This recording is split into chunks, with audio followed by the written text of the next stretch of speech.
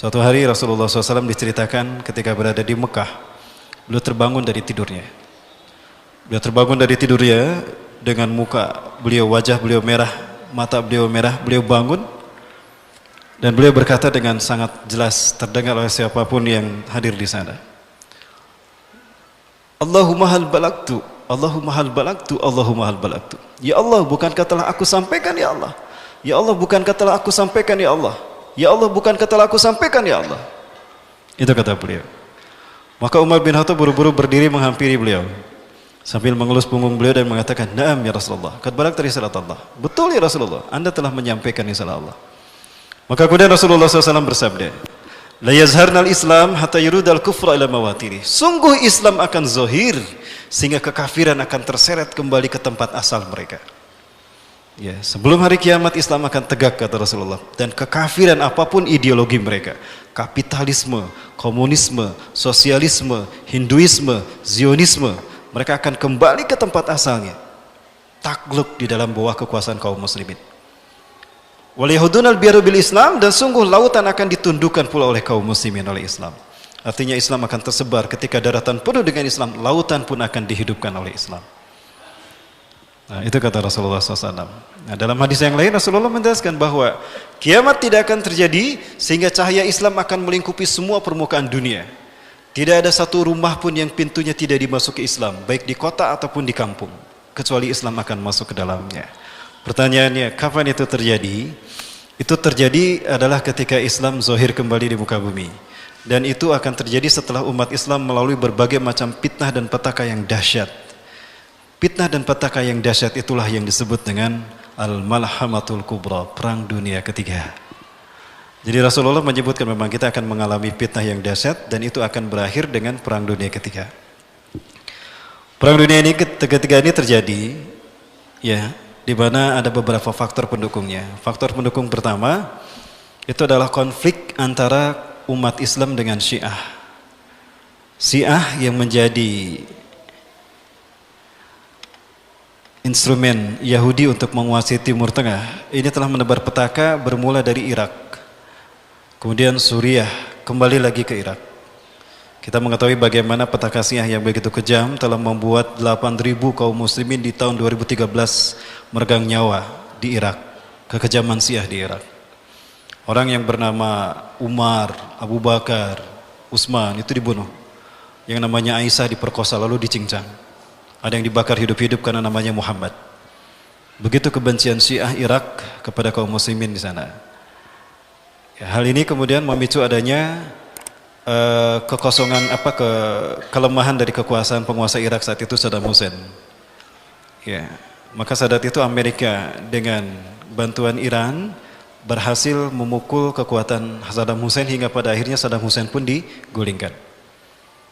Maka muncullah Arab Spring yang menjadi pencetus meletusnya petaka di tanah Arab. Dan merananya dan fitnah melanda Arab ini sebagaimana hadis Rasulullah juga. Ya, Rasulullah SAW pernah juga kembali diberitakan kalau tadi dari Ummu Fadil, sekarang dari Zainab binti Jahsin.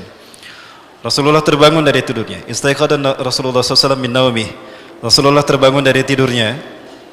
Kemudian beliau mengatakan, La ilaha illallah, tidak ada Tuhan selain Allah. Wailun lil arabi, kecelakaan akan menimpa bangsa Arab, min syarrin qad iqtaraba, karena keburukan yang telah mendekat kepada mereka. Futihal yauma min radbil ya'juj wa ma'juj mislah hadhi. Ya, telah terbuka lubang Ya'juj Ma'juj semisal ini. Rasulullah mengisyaratkan seperti ini. Itu 14 abad yang lalu. Hari ini tidak ada lagi hijab antara Ya'juj Ma'juj dengan umat Islam. Nah, artinya Rasulullah menyebutkan bahwa di akhir zaman bangsa Arab akan menderita, ya, mereka akan sengsara di bawah pembantaian yang dilakukan oleh Ya'juj Ma'juj. Ya. Suriah bangsa Arab bukan? Bangsa Arab. Kemudian Afghanistan bangsa Arab bukan bagi kita? Bangsa Arab. Palestina bangsa Arab bukan? Bangsa Arab. Maka pastikan negara-negara yang membantai mereka itulah keturunan Ya'juj Ma'juj. Sebelum mereka akan melakukan pembantaian pada umat Islam Arab sebelum Ya'juj Ma'juj yang sesungguhnya muncul. Ini faktor yang pertama. Faktor yang kedua akan memicu terjadinya perang dunia ketiga atau Malhamatul Kubra adalah bangkitnya Islam di tanah Arab. Ya, Rasulullah SAW memprediksikan itu sampai Rasulullah pernah menyebutkan bahwa Bani Rum itu akan berbondong-bondong mereka masuk Islam.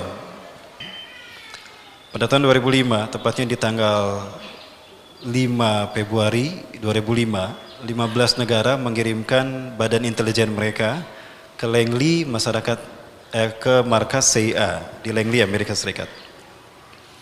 Mereka menyatakan bahwa Eropa tidak lama lagi akan menjadi wilayah Islam. Hal ini menyusul dari penemuan dan pernyataan tokoh politik Barat yang sejak tahun 80 mengatakan, not least for 50 years, Europe will become Muslim state. Tidak lebih dari 50 tahun, Eropa akan menjadi negara Islam. Hal yang membuat mereka takut seperti ini dan tidak bisa mereka bendung adalah pertumbuhan demografi umat Islam, di mana mereka meningkat dengan pesat di negara-negara Eropa, Prancis, Inggris, Amerika, Kanada, Belanda. Bahkan di luar dugaan, Denmark akan menjadi negara pertama di Barat yang akan mendeklarasikan berdirinya syariat Islam dan negara Islam di Eropa. Sepertiga dari Kongres dari Parlemen Denmark itu adalah Islam. Hal ini akan memudahkan diberlakukannya syariat Islam di Denmark. Ya, dikuatkan oleh imigran Turki. Di sisi yang lain adalah bagaimana didapati fakta kalau di Eropa ini mereka enggan untuk mempunyai anak. Ya. Tingkat kelahiran dari warga Eropa yang beragamakan non-Islam itu mereka kecil sekali. Angkanya sampai di bawah 211, di mana angka yang bisa menopang peradaban dan kebudayaan satu bangsa. Maka di saat mereka menyusut, umat Islam justru panggil baru. Inilah fakta kebangkitan Islam akan terjadi di sana akibat pertumbuhan demografi dan imigrasi dari wilayah kaum muslimin. Ya.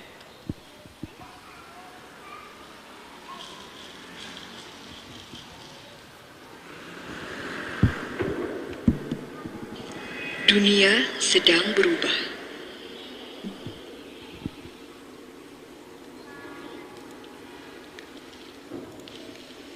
Kebudayaan global. Anak-anak kita mewarisi kebudayaan yang sangat berbeda dibandingkan saat ini. Anda akan menyaksikan sebuah laporan mengenai perubahan demografi dunia.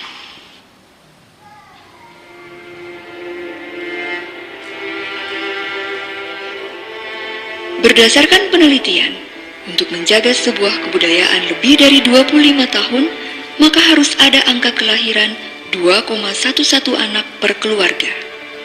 Jika kurang, maka kebudayaan tersebut akan mengalami kemunduran. Menurut sejarah, belum pernah ada kebudayaan yang mengalami kemunduran dari 1,9 angka kelahiran. Angka kelahiran 1,3 tidak mungkin membalik keadaan kemunduran kebudayaan, karena membutuhkan 80 hingga 100 tahun untuk memperbaiki kebudayaan tersebut. Dan tidak ada model ekonomi yang dapat menopang kebudayaan tersebut dalam kurun waktu itu. Dengan kata lain, jika dua pasang orang tua masing-masing memiliki satu orang anak, jumlah mereka adalah setengah dari jumlah orang tua. Jika anak-anak tersebut memiliki satu orang anak, maka ada 1/4 cucu dari 4 orang kakek nenek. Jika hanya 1 juta bayi lahir pada tahun 2006, maka sulit untuk mendapati 2 juta orang dewasa pada tahun 2026. Karena jumlah populasinya menyusut, maka demikian juga dengan kebudayaannya. Pada tahun 2007, angka kelahiran di Perancis 1,8, Inggris 1,6, Jerman 1,3, Itali 1,2, Spanyol 1,1. Di seluruh negara-negara kesatuan Eropa, yaitu 31 negara, angka kelahiran mendekati 1,38. Menurut penelitian sejarah, angka ini tidak bisa dipungkiri akan menyebabkan penyusutan populasi. Dalam hitungan tahun, Eropa, sebagaimana kita lihat tadi, akan lenyap keberadaannya. Populasi di Eropa tidak akan menyusut. Mengapa? Imigrasi. imigrasi Islam. Dari seluruh pertumbuhan populasi Eropa sejak tahun 1990, 90%-nya adalah imigrasi Islam. Prancis 1,8 anak per keluarga, Islam 8,1 anak per keluarga. Di bagian selatan Prancis, salah satu daerah populasi gereja terbesar di dunia, kini di sana ada lebih banyak masjid daripada gereja. 30% anak-anak usia 20 dan lebih muda adalah orang Islam. Di kota-kota yang lebih luas seperti Nice, Marseille, dan Paris, jumlah tersebut telah berkembang hingga 45%. Tahun 2027, 1 dari 5 orang Prancis adalah Muslim. Hanya dalam kurun waktu 39 tahun, Prancis akan menjadi Republik Islam. Dalam 30 tahun terakhir, populasi Muslim di Inggris Raya meningkat dari 82.000 jiwa menjadi 2,5 juta jiwa, meningkat 30 kali lipat. Ada lebih dari 1.000 masjid, sebagian besarnya berasal dari gereja. Di Belanda, 50% dari seluruh kelahiran baru adalah Muslim. Dan hanya dalam kurun waktu 15 tahun, setengah dari populasi Belanda akan menjadi Muslim. Di Rusia, lebih dari 23 juta adalah Muslim, yaitu 1 dari 5 orang Rusia. 40% dari seluruh anggota tentara Rusia akan menjadi Muslim hanya dalam beberapa tahun yang singkat. Sekarang ini, di Belgia, 25% dari populasi dan 50% dari seluruh kelahiran baru adalah Muslim. Pemerintah Belgia telah menyatakan bahwa sepertiga dari anak-anak Eropa akan terlahir sebagai keluarga Muslim pada tahun 2025, hanya dalam waktu 17 tahun. Pemerintah Jerman, hal pertama yang harus diperbincangkan adalah publisitas pernyataan yang baru-baru ini dikeluarkan, menyatakan bahwa kejatuhan populasi di Jerman tidak bisa dihentikan lagi. Jerman akan menjadi negara Muslim pada tahun 2050. Muammar Gaddafi, pemimpin Libya, berkata, "Ada tanda-tanda bahwa Allah akan memberikan kemenangan kepada Islam di Eropa, tanpa pedang, tanpa senjata, tanpa penaklukan. Kami tidak membutuhkan teroris, kami tidak membutuhkan para pengebom Hamas. 50 juta plus Muslim di Eropa akan mengubahnya menjadi benua Islam dalam beberapa dasawarsa. Saat ini ada 52 juta Muslim di Eropa." Pemerintah Jerman mengatakan bahwa jumlah tersebut diprediksi akan meningkat 2 kali lipat pada 20 tahun ke depan menjadi 104 juta jiwa, sama dengan sebelumnya. Saat ini, angka kelahiran di Kanada adalah 1,6, 4 angka di bawah dari angka yang dibutuhkan untuk menopang kebudayaan. Dan Islam adalah agama yang paling pesat perkembangannya. Antara tahun 2001 sampai 2006, populasi Kanada meningkat menjadi 1,6 juta. 1,2-nya adalah imigrasi. Di Amerika Serikat, angka kelahiran warga Amerika saat ini adalah 1,6. Dengan gelombang imigrasi dari bangsa Latin, angka kelahiran meningkat 2,11, angka yang cukup untuk menopang kebudayaan. Pada tahun 1970, ada 100.000 Muslim di Amerika. Kini, ada lebih dari 9 juta. Dunia sedang berubah. Saatnya untuk bangkit. 3 tahun lalu, sebuah pertemuan 24 organisasi Islam diselenggarakan di Chicago. Catatan dari pertemuan tersebut menunjukkan kepada kita secara rinci bahwa mereka berencana untuk mengislamisasi Amerika melalui jurnalisme, politik, pendidikan, dan yang lainnya. Mereka berkata, kita harus mempersiapkan diri kita sendiri pada realitas bahwa dalam 30 tahun akan ada 50 juta Muslim tinggal di Amerika. Dunia yang kita tinggali adalah bukan untuk anak-anak dan cucu kita. Sebuah gereja Katolik menyebutkan bahwa Islam akan melewati jumlah penganutnya. Beberapa kajian menunjukkan bahwa angka pertumbuhan Islam dalam 5-7 tahun membuat Islam akan menjadi agama yang mendominasi di dunia. Sebagai orang-orang yang percaya, kami memanggil atas kalian untuk bergabung melakukan upaya untuk berbagi pesan suci atas perubahan dunia. Baik, rekan-rekan Alhamdulillah, Bapak Ibu yang dirahmati Allah. Tadi sudah kita lihat secara demografi, pertumbuhan umat Islam itu sangat tidak bisa terkendalikan oleh penguasa-penguasa di Barat. Maka tidak mau dalam kurun 30 tahun ke depan, ya, tidak betul kemungkinan Eropa akan menjadi wilayah Islam. Ini akan memicu adanya konflik internal di negara-negara barat. Ya, sehingga para penguasa yang mereka zalim dan anti-Islam dan mereka fobia terhadap Islam, mereka akan bersatu. Hal inilah yang akan memicu pada akhirnya terbentuknya 80 persekutuan negara yang mereka akan menyerang pusat kebangkitan Islam nanti. Jadi mereka tidak akan menyerang bangsa-bangsa kaum muslimin yang ada di Eropa. Mereka tidak akan menyerang umat Islam yang ada di Asia terlebih dahulu, tidak. Tapi akan mereka serang adalah pusat kebangkitan Islam nanti. Di mana pusat kebangkitan Islam itu akan terjadi? Rasulullah SAW menyebutkan, Fustatul muslimin yauma malhamatil kubra fi makanin yuqalu lahu Gutah fiha madinatun yuqalu laha Damaskus atau Damaskus. Ya. Pusat kekuatan umat Islam nanti, pusat pemerintahan umat Islam di akhir zaman nanti, di perang dunia ketiga sebelum hari kiamat, adalah di sebuah tempat yang bernama Gutah. Dan dia di sana ada sebuah kota yang bernama Damaskus.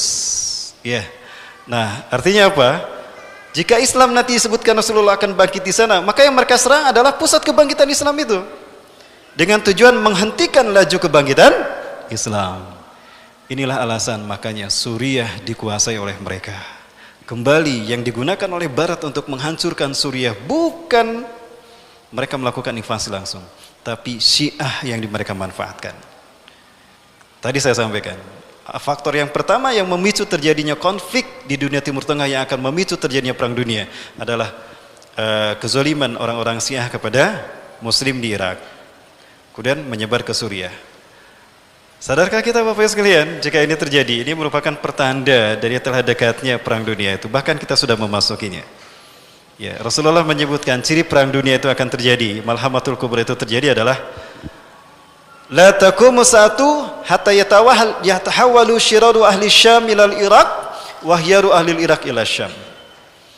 Kiamat tidak akan terjadi sehingga seburuk-buruk orang Syam, seburuk-buruk orang Suriah akan hijrah ke Irak, dan sebaik-baik orang Irak akan hijrah ke Suriah.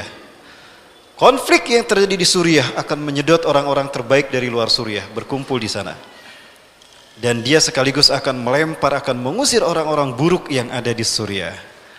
Kasus Suriah ini telah menunjukkan pada kita bahwa ini telah terjadi. Berarti kita berada di gerbang kiamat. Ada kemungkinan justru kita sedang berada di perang dunia itu sendiri, tapi kita tidak menyadarinya.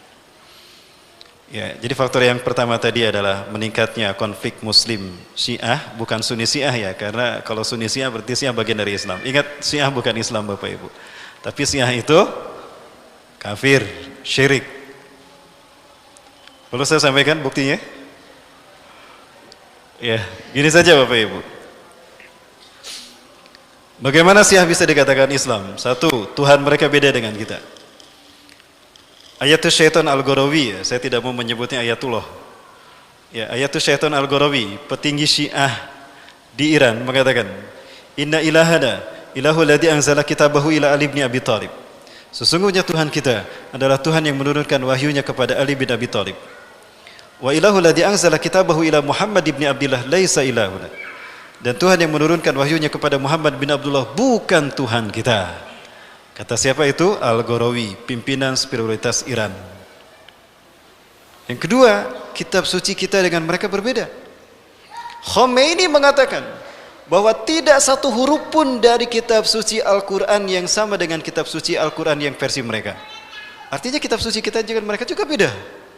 Kedua, mereka tidak mengikuti sunnah Rasulullah. Yang mereka itu adalah utsrah ahlul bait, perkataan, perbuatan, tindak tanduk ahlul bait. Dan ahlul bait yang mereka maksud bukan dari keturunan Hasan, tapi dari keturunan Husain. Kenapa harus dari keturunan Husain? Karena cuma Husain dari keluarga Rasulullah yang menikah dengan gadis Persia, putri raja Persia, Yad-Dajjir.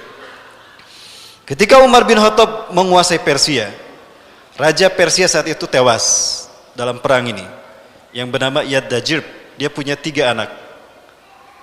Ya, diam-diam Ali bin Abi Thalib memerdekakan 3 putri ini dengan harga tinggi. Satu anak yang pertama, putri yang pertama dari raja Persia ini dinikahkan dengan Muhammad Ali Al-Hanafiyah, putranya Ali bin Abi Thalib dari istri dari mantan istrinya Abu Bakar As-Siddiq. Karena istri khalifah tidak boleh ditikah kecuali oleh istri khalifah. Ya, kecuali zaman sekarang, istri presiden nggak ada larangan ditikah sama rakyat. Ya, istri wali kota nggak ada larangan ditikah sama rakyat. Emang wali kota mau mati? Enggak, suatu saat pasti mati. Baik, punten. Maksud saya bukan wali kota Bandung ya, wali kota mana aja, jangan tersinggung ini. Enggak, maksud saya kalau istri khalifah harus sama khalifah lagi. Ya, makanya Ali bin Abi Thalib menikahi istri Abu Bakar setelah Abu Bakar wafat. Nah, dari Abu Bakar ini melahirkan dari istri Abu Bakar yang ditikahi Ali melahirkan putra yang bernama Muhammad bin Ali Al-Hanafiyah. Nah, dia dinikahkan dengan putri Raja Persia. Yang kedua, Ali berterima kasih pada Umar bin Khattab. Sebagai tanda terima kasihnya, satu putri dari Raja Persia ditikahkan kepada Abdullah bin Umar.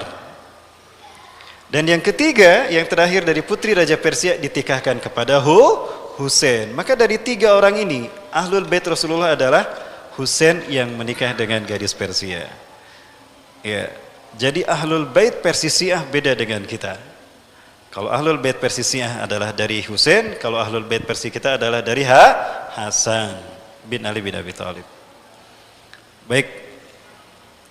Kemudian kiblat kita juga beda dengan mereka. Kiblat kita Ka'bah, kiblat mereka Karbala.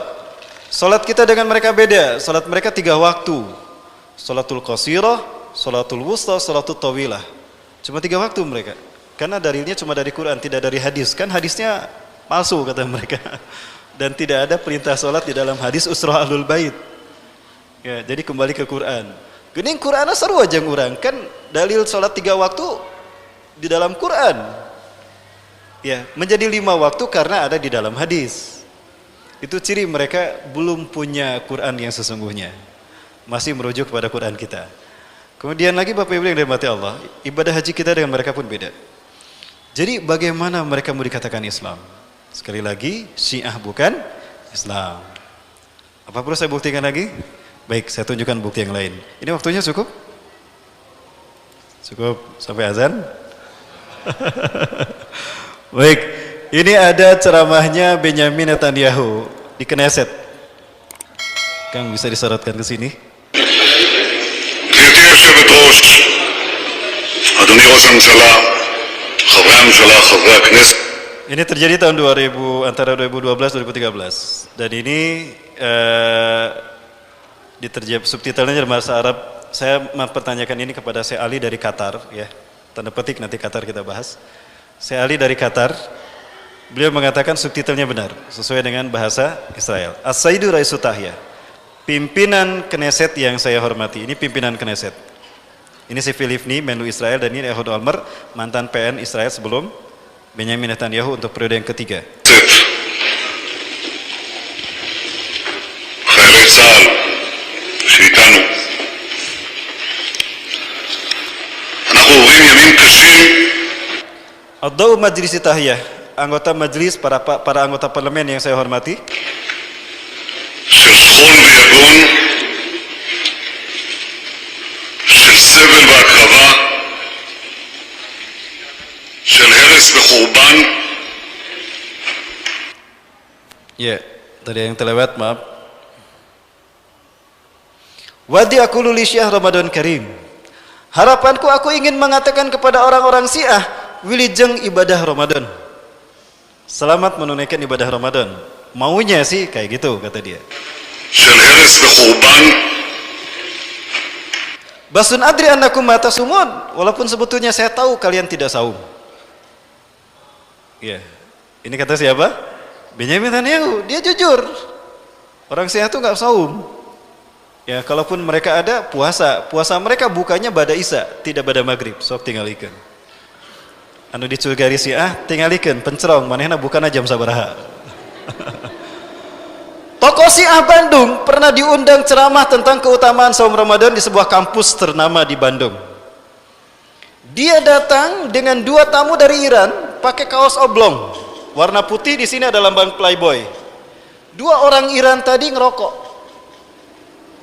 Dia ceramah keutamaan saum Ramadan, membawa 2 tamu dari Iran pakai kaos oblong, dan orang Iran tadi ngerokok. itu ciri dia tidak saum kan? Sengaja dia menunjukkan kalau Syiah itu tidak saum. Jadi benar nggak apa yang dikatakan Benyamin Netanyahu? Benar.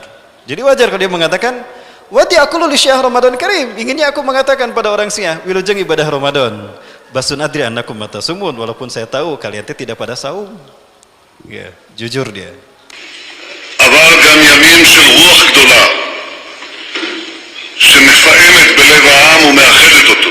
Ma yazri bil Iraqil yaum amrun khatir. Apa yang terjadi di Irak hari ini adalah perkara yang mengkhawatirkan. Maksudnya tragedi ISIS dan Al-Qaeda. Munculnya Islamic State di Irak menyebar menjadi Islamic State of Iraq and Sham. לב כולנו החסיר פעימה כשחיילינו יצאו לקרב. Ana utalibu bijimayatir rawafidi. Saya menuntut kepada jemaahnya Rafidah, kumpulannya pengikut-pengikut pemeluk agama Syiah. Rawafid jamak taksir dari Rafidah. Rafidah adalah aliran Syiah Iran. Rafidah itu artinya menolak. Menolak Islam, menolak Quran, menolak Allah, menolak Abu Bakar, menolak Umar, Utsman dan Ali sebetulnya, dan menolak Quran dan hadis, serta menolak umat Islam di muka bumi. Rafidah. כדי להגן עלינו. ולב כולנו דואב. Fala nansa annana nahnu sanana ad-din ar-rafidiyya. Maka janganlah kita lupa, kitalah yang menciptakan agama Syiah itu. Jujur ya. Jadi terbukti fakta kalau secara ideologis Syiah ciptaan mereka.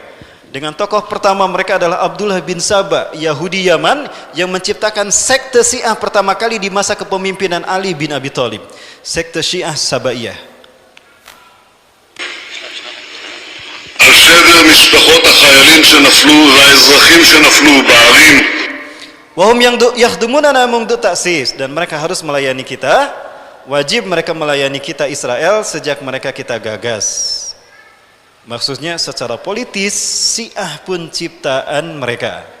Dengan tokohnya Khomeini yang tahun 1979 menjadi boneka Yahudi untuk menggulingkan Shahreja Pahlavi, Syah Iran. משפחות שאיבדו את בניהם ויקיריהם. Yajibu musa'adatuhum bijami'il wasaidi. Wajib mereka memberikan bantuan kepada kita Israel dalam segala bidang. כולנו כואבים את היגון, כולנו מתפללים לשלום פצועינו. Wujudu Israeli murtabitun. Eksistensi Israel, keberadaan Israel terkait erat כולנו מייחלים להשבת הביתה בשלום. Bidini Rafidi, dengan agama Syiah. Bapak Ibu, catat ini. Ini pengakuan Perdana Menteri Israel. Di mana ada Israel, di situ ada Iran. Atau terbalik, di mana ada Iran, di situ ada Israel. Di mana ada Syiah, di situ ada Zionis. Betul? Betul tidak Bapak Ibu? Baik, sebentar Bapak Ibu ya. Mudah-mudahan bisa saya tunjukkan sekarang. Ya. Sayang sekali waktu kita singkat. Banyak hal yang bisa kita kupas terkait dengan seperti apakah Perang Dunia Ketiga ini akan terjadi dan apa pemicunya.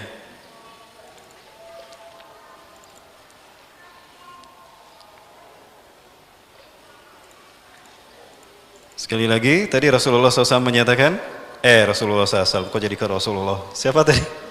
Benyamin Netanyahu. Wujudu Israeli murtabitun bidini Rafidi. Eksistensi Israel terkait erat dengan Yahudi. Cara-cara Yahudi dari dulu sama. Dia tidak pernah mewujudkan ambisinya dengan tangannya langsung. Dia selalu menggunakan proksi, media, perantara.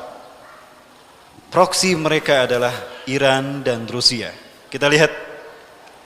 Ya, Kang ada yang mau duduk sini Kang? Tolong bantu saya. Ya, kita lihat Vladimir Putin menggalang kerjasama dengan siapa? Bashar Assad.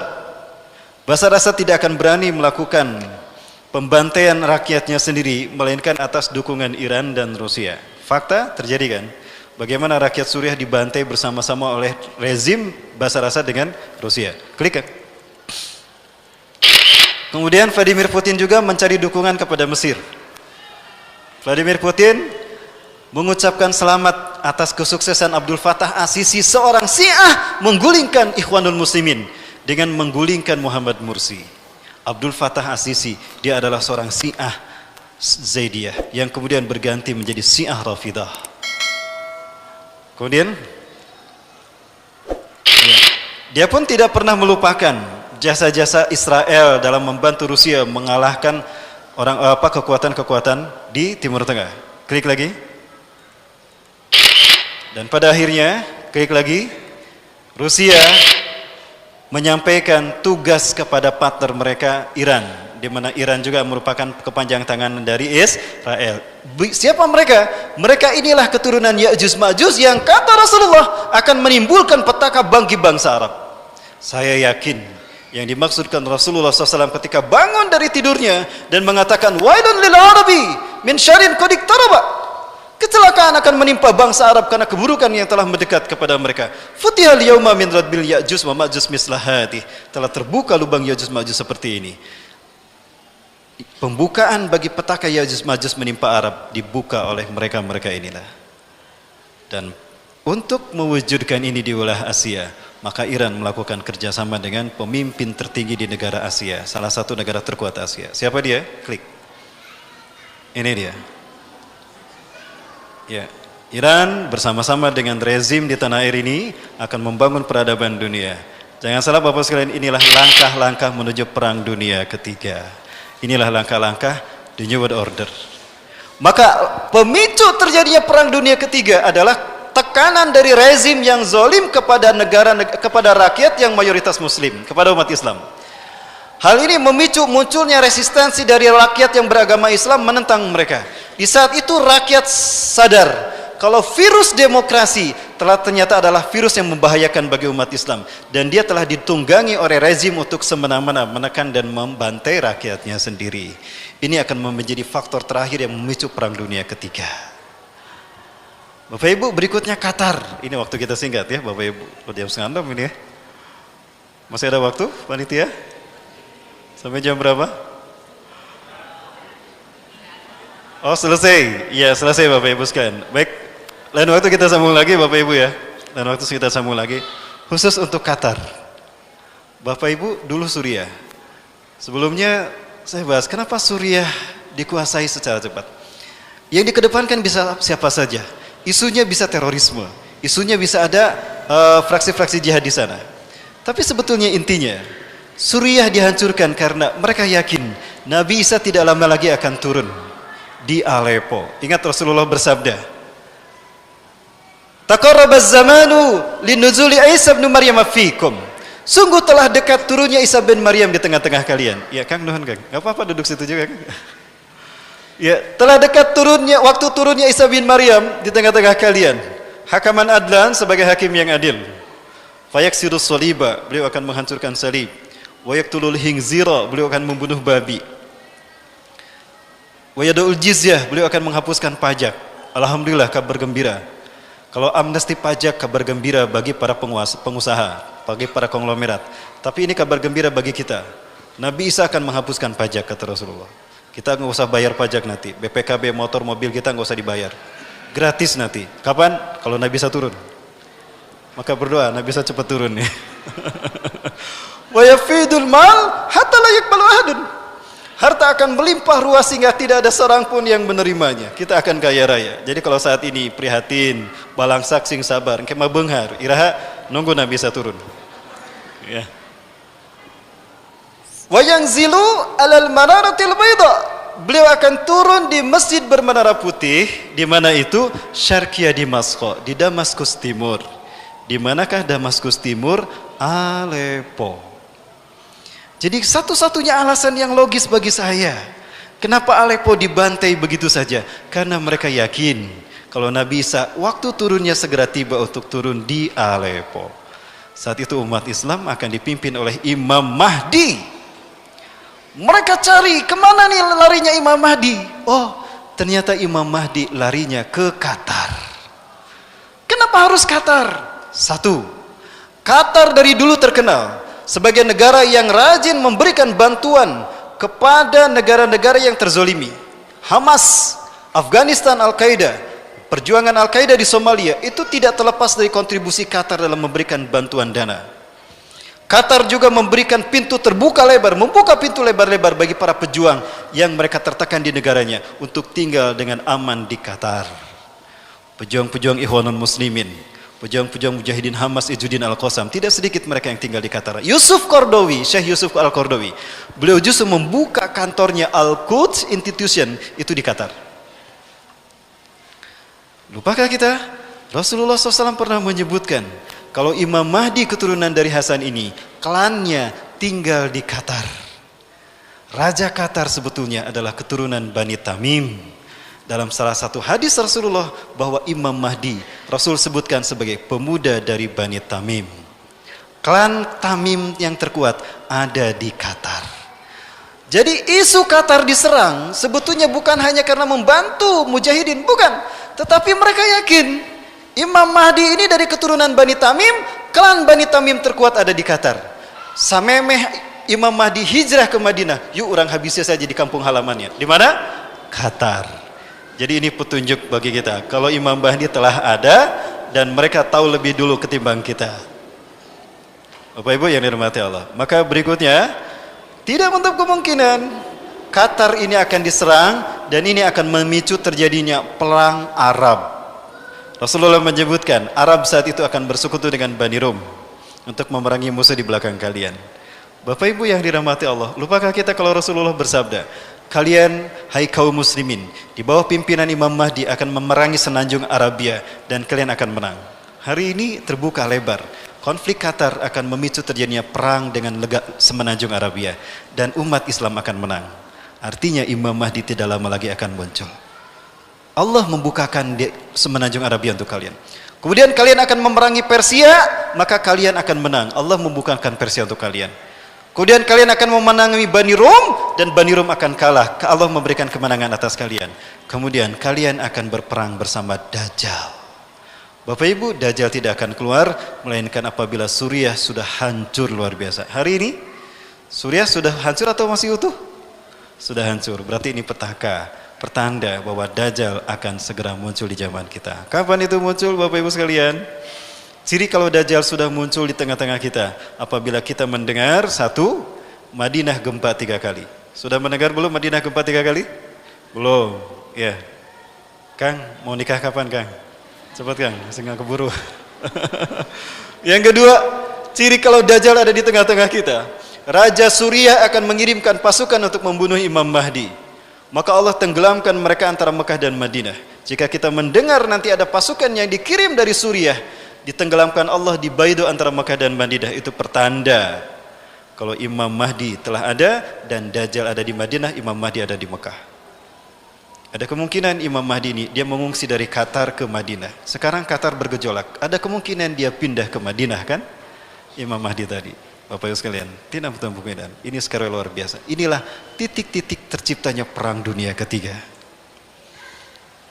Bapak Ibu sekalian, dan hal lain yang akan memicu terjadinya perang dunia ketiga adalah bangkitnya kekuatan Islam dari negara yang berbenderakan merah dan putih.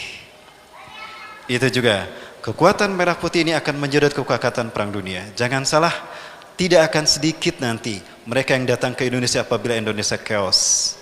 Beberapa mujahidin Timur Tengah berkata kepada saya, mereka mengatakan, Ayuhal ikhwati muslimin al-Indonesia, intahdusul mahlaka fi biladikum, fantaziru hudurana. Hai Muslim Indonesia, jika perang terjadi di negara kalian, tunggulah kehadiran kami mujahidin seluruh dunia. Bapak sekalian, itu tidak lama lagi akan terjadi. Ingat, para ulama kita sudah dikebiri. Ini akan ada kemungkinan leluasa bagi rezim untuk makin menekan kita umat Islam. Aksi kita berikutnya akan lebih dahsyat dari aksi 212, 411 dan aksi-aksi yang lainnya. Maka persiapkan nama-nama kita untuk aksi bela Islam berikutnya. Karena ini pasti episodenya akan lebih seru lagi. Betulkah demikian? Kita tunggu apa yang Allah kehendaki. Selamat datang di Indonesia akhir zaman dan selamat datang di Perang Dunia Ketiga, Bapak Ibu sekalian. Sudah siap? Ini tara regang gitu. Baik Bapak Ibu sekalian, barangkali banyak hal yang ingin saya kemukakan, tapi waktu saya sudah dikasih isyarat, waktunya sudah habis dan sebentar lagi kita akan memasuki maghrib. Bapak Ibu yang dirahmati Allah, lalu apa solusi yang harus kita lakukan? Cuma satu Bapak Ibu, Bukan satu ya, dua lah. Ya. Ada dua solusi yang harus kita lakukan agar kita bisa menanggulangi ini semua. Walaupun ini tidak bisa kita elakkan, kita tidak bisa menghindar dari perang ini, tapi kita akan selamat dengan syarat satu, berpegang teguh pada Quran dan Sunnah. Kedua, angkat pemimpin yang memimpin kita mengamalkan Quran dan Sunnah. Berjamaah, dengan begitu kita akan kuat. Kenapa demikian? Allah sendiri menyatakan berabad-abad yang lalu kepada kita, 14 abad yang lalu. Surat Al-Hasyr ayat ke-14. La yuqatilunakum jami'an illa fi quram muhassonah aw miwara'i judur. Ba'sum bainahum sadid tahsabum jami'a wa qulubum sata. Mereka musuh-musuh kalian tidak akan bisa memerangi kalian kalau kalian berjamaah bersatu padu. Kecuali di benteng-benteng teritorial, artinya dalam benteng-benteng nasionalisme. Maka jangan jadikan kebangsaan ini menjadi pemecah belah persatuan umat Islam, tapi jadikan ini sebagai pemersatu kita. Yang berikutnya, Bapak Ibu yang dirahmati Allah, ya, tetap pertahankan syiar-syiar dakwah seperti ini. Kaji hadis-hadis akhir zaman agar rakyat melek. Ya, karena edukasi dan tarbiyah kepada masyarakat harus terus digalakan. Maka saya mendoakan kepada MIM, mudah-mudahan terus bisa istiqomah menyelenggarakan event-event semacam ini untuk menyadarkan umat Islam atas pentingnya kita berjamaah. Karena ketika kita berjamaah, kita tidak akan terkalahkan. Sebagaimana tangan kita. Kalau saya berperang hanya dengan menggunakan telunjuk, bisa saya mengalahkan musuh saya? Bisa jatuh musuh? Enggak. Atau menggunakan kuku bima? Enggak bisa juga kan? Atau menggunakan ini? Bisa enggak? Enggak bisa. Tapi kalau 5 jari kita yang berbeda, kita kepalkan. Ada yang mau nyicip, silakan datang ke sini. Beginilah kita. Kita memang berbeda. Tapi perbedaan kita memiliki potensi yang berbeda pula. Namun jika potensi ini disatukan, kita akan kuat. Betul? Baik, saya yakin potensi itu sudah terlihat. Maka jika semua potensi itu dikumpulkan, luar biasa dahsyat kekuatan yang akan muncul. Dan tidak bentuk kemungkinan kita akan menjadi pelaku-pelaku kebangkitan Islam itu, terlebih di negara kita. Betul? Allahu Akbar. Allahu Akbar. La ilaha illallah Muhammadur Rasulullah. Al-Qur'anu dusturuna. Al-jihadu fi sabilillah. Asma amanina wa hayatuna. Allahu Akbar.